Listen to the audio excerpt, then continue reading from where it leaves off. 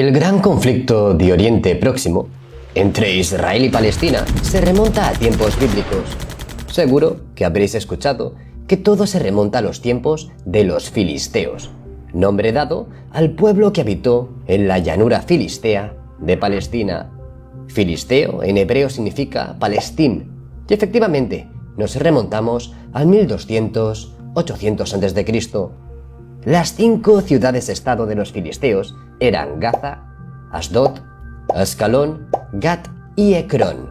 En Josué 13:3, desde Sijor, que está al oriente de Egipto, hasta el límite de Ecrón, al norte, que se considera de los cananeos, de los 5 príncipes de los filisteos, el Gaceo, Asdodeo, el Ascaloneo, el Gateo y el Ecroneo, también los sabeos. Así que sí, históricamente las tierras han sido de los descendientes de los filisteos, y aquí es cuando la religión y la búsqueda de la tierra prometida inicia el gran conflicto. Estableceré un pacto contigo y con tu descendencia después de ti, de generación en generación, un pacto perpetuo para ser tu Dios y el de tu descendencia después de ti. Te daré a ti y a tu descendencia después de ti la tierra en que habitas, toda la tierra de Canaán, en heredad perpetua, y seré el Dios de ellos. Génesis 17:7-8.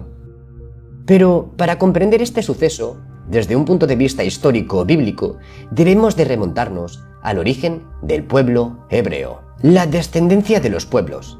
Según la Biblia, los orígenes del judaísmo se remontan a Abraham, llamado padre de naciones más tarde. Él era el primer hebreo, que significa el que viene del otro lado, por haber venido a la tierra de Canaán desde Mesopotamia, siguiendo el llamado de Dios en Génesis 12:1-4, hace unos 4000 años.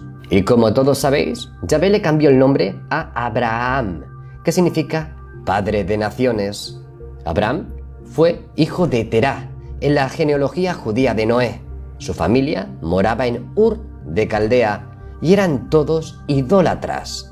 Con el paso del tiempo, los descendientes de Noé habían dado la espalda a Yahvé, hasta que llamó a Abraham, le ordenó desplazarse a la ciudad de Salem, hoy Jerusalén, y ponerse a las órdenes de Melquisedec, rey y sumo sacerdote de la comunidad judía establecida en esa ciudad. Y este tiempo está comprendido con la destrucción de Sodoma y Gomorra. Fue el primero de los patriarcas postdiluvianos, de judíos, cristianos y musulmanes, padre de Ismael, Isaac, Medián y de muchos otros hijos que dieron origen a varias comunidades orientales. Nació en Ur, situada en Caldea, cerca de la desembocadura del río Éufrates, y murió y fue enterrado en Hebrón. Abraham contaba con 75 años de edad cuando recibió la orden de Yahvé de dejar la nación idólatra a la que pertenecían sus antepasados, su familia y la casa de su padre. Tenía que dirigirse hacia la tierra de Canaán. A cambio, Yahvé le prometió que él y su descendencia serían benditos. Los que le bendijeran serían benditos y malditos los que le maldijeran. Los judíos son llamados en la Biblia hijos de Israel, en Éxodo 1:1-7, y de aquí serán llamados más adelante el pueblo de Israel o israelitas. El nombre de Israel le fue otorgado al patriarca Jacob, nieto de Abraham, con el que se trabó en lucha, quien al bendecirlo lo llamó Israel. Significa uno que ha luchado con Dios, en Génesis 32:24-28. Según la Torá, la Biblia y el Corán, los árabes de la península de Arabia son los descendientes de Sem, hijo de Noé. El árabe es un término cultural y lingüístico, se refiere a los que hablan árabe como su primer idioma. Los árabes no son una raza, sino están unidos por la cultura y por la historia. Algunos tienen ojos azules y pelo rojo, los otros tienen piel oscura y otros están entre ambas características. La mayoría de los árabes son musulmanes, pero hay también millones de árabes que son cristianos, millares de árabes judíos, así como hoy norteamericanos musulmanes, cristianos y judíos. En Génesis 10, 11, 17 y 25 se da información para relacionar los orígenes de los dos pueblos. Canaán, antigua región del Oriente Próximo, situada entre el mar Mediterráneo y el río Jordán en el año 3000 antes de nuestra era, abarcaba lo que ahora es parte de Siria, Líbano, Jordania, Israel y Palestina, con la Franja de Gaza y Cisjordania, cuna de diversas culturas como la de los cananeos. Su nombre procede del hijo de Cam y nieto de Noé.